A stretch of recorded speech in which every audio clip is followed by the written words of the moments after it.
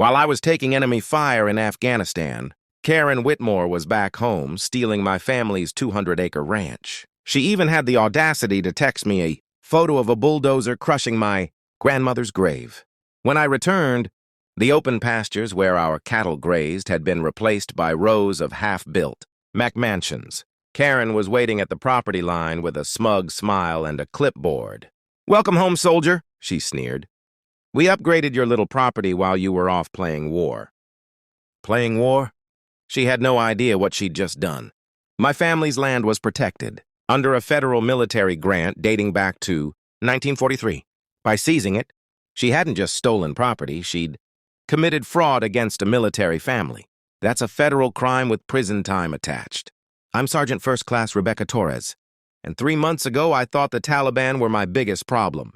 Turns out, my real enemy was a 52-year-old HOA, queen with a law degree and the conscience of a vulture. The Broken Arrow Ranch had been ours since 1892.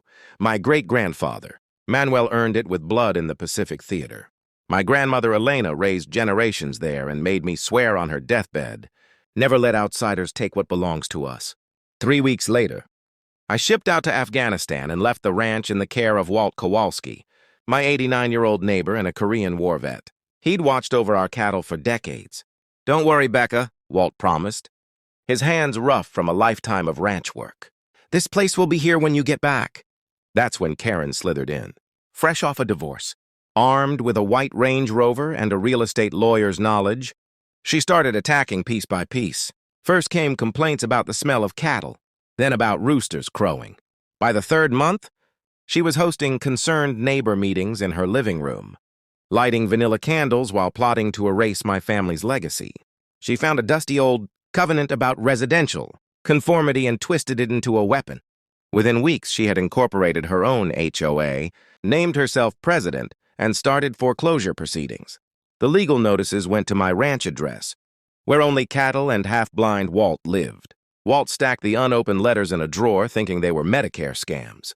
6 months later, a judge who barely skimmed the paperwork signed a default judgment. Karen's HOA bought my ranch at auction for $50,000, land worth millions. By the time I got stateside, bulldozers were ripping through my grandmother's rose garden. Karen stood in an air-conditioned trailer, sipping coffee like she was queen of Texas Hill Country. When I confronted her, she smiled coldly and handed me a stack of permits. She even had Walt's signature on HOA papers, but Walt had been hospitalized the whole time. It was a forgery.